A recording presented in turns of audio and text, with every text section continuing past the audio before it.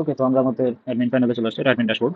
এখানে দেখা যাচ্ছে আমাদের 5টা প্রোডাক্ট চ্যাট করা আছে, আর হচ্ছে 12টা ইমেজ চ্যাট করা আছে, অর্থাৎ প্রোডাক্ট রিলেটেড যে ইমেজগুলো। আর ক্যাটাগরি আছে 7টা। আর এটা আমাদের যে প্রফিট রিলেটেড, অর্থাৎ প্রফিটটা আর কি ডিসপ্লে করবে আর কি। এটা হচ্ছে প্রোডাক্ট সেকশন। প্রোডাক্ট সেকশনে আমরা এই যে এখানে অ্যাড প্রোডাক্টে প্রোডাক্ট অ্যাড করতে পারি আর কি।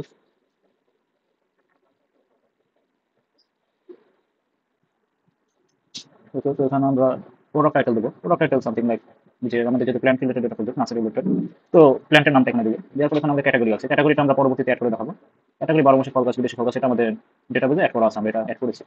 তো এখানে আমরা সিলেক্ট করতে স্যার, এখানে আমরা ইমেজ আপলোড করতে পারবো। ইমেজ এখানে আপনি আপলোড সিলেক্ট করে ওপেন দিলে আপলোড হয়ে যাবে আর কি। এটা আমি দেখাচ্ছি।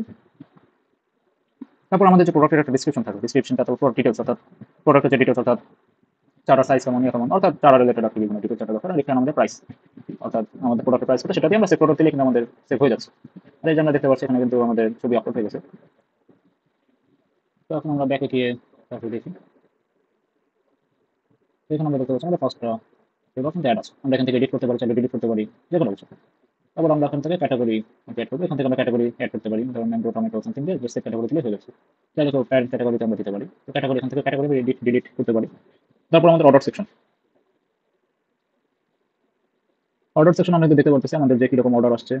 এটা হচ্ছে ক্লায়েন্ট কাস্টমারের যে ডিটেলসটা, তার কোথায় কি হবে, আর তার হচ্ছে কি কি অর্ডার করেছে, প্রাইস কত সেটা এখানে দিয়েছে। তো এই গেল আমাদের বেসিক যে অ্যাডমিন ড্যাশবোর্ডটা। এখন আমরা ফ্রন্ট এন্ড লোড করবো। এই ফ্রন্ট এন্ড লোড করার জন্য আমরা ফার্স্ট অফ অল হচ্ছে ব্যাক এন্ড আমরা ক্লোজ করবো, আমাদের ব্যাক এন্ডের কাজ নিয়ে এখন। ওকে, এখন ফ্রন্ট এন্ড লোড করতে হবে। ফ্রন্ট এন্ড আমরা npm ইনস্টল দিয়ে ইনস্টল করে নেব। ওকে, ফ্রন্ট এন্ড ইনস্টল হয়ে গেল। এখন আমরা ফ্রন্ট এন্ডটা চালু করবো। npm রান ডেভ, অর্থাৎ ডেভ মোডে রান করবো আমরা। ওকে, দেখাচ্ছে এটা লোড হয়ে গেছে, আমরা চেক করি।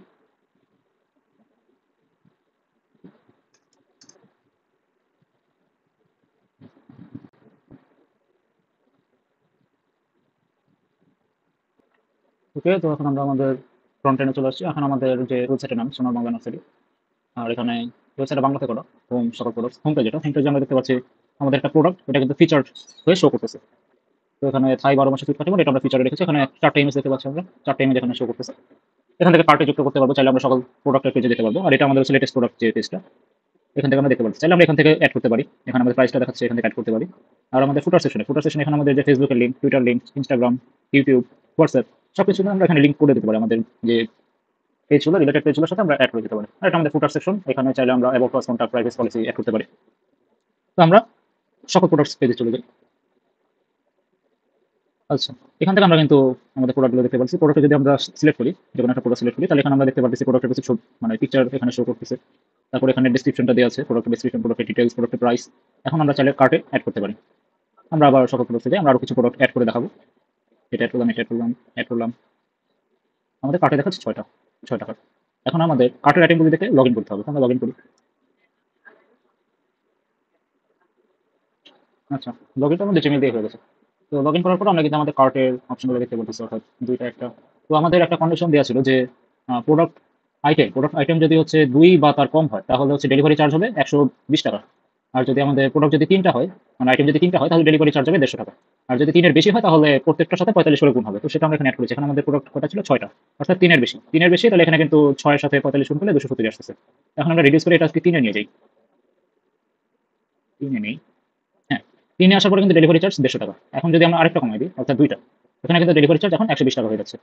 আরেকটা যদি কমাই দিই, ডেলিভারি চার্জ কিন্তু 120 থাকতেছে। অর্থাৎ আমাদের শর্তটা এখানে কাজ করতেছে। তো এখানে আমরা এখানে যে আমাদের ডেলিভারি ডিটেলসটা যদি এখানে ফিল আপ করি, তাহলে চেক আউট করে দেবো। আচ্ছা, এখানে আমাদের যে চেক আউট পেজটা চলে যাচ্ছে, অর্থাৎ পে করবো আমরা এখানে। তারপর এখানে ফিল আপ করে দিয়েছে, আমাদের যে কার্ড ডিটেলসটা ফিল আপ করে দিয়েছে, তারপর আমরা এখন পে করে দিচ্ছি, প্রসেস হচ্ছে। এই প্রসেস হলো চেক আউট সফল হয়েছে, আমাদের অর্ডারটা রিসিভ হয়েছে। এখন এটা আমাদের অ্যাডমিন ড্যাশবোর্ডে কিন্তু অলরেডি চলে গেছে। আমরা যদি শপিং চালিয়ে যান, সিলেক্ট করে দিই,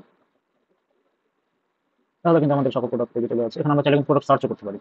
অর্থাৎ আমরা যদি N18 এটা দিকে সার্চ করি, N18, আমরা কিন্তু এই প্রোডাক্ট পেয়ে যাচ্ছি। এখন আমরা আমাদের হোম পেজে যাই। আবার হোম পেজটা দেখো,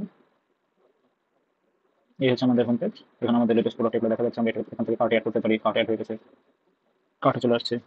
আবার যদি হোমে যাই,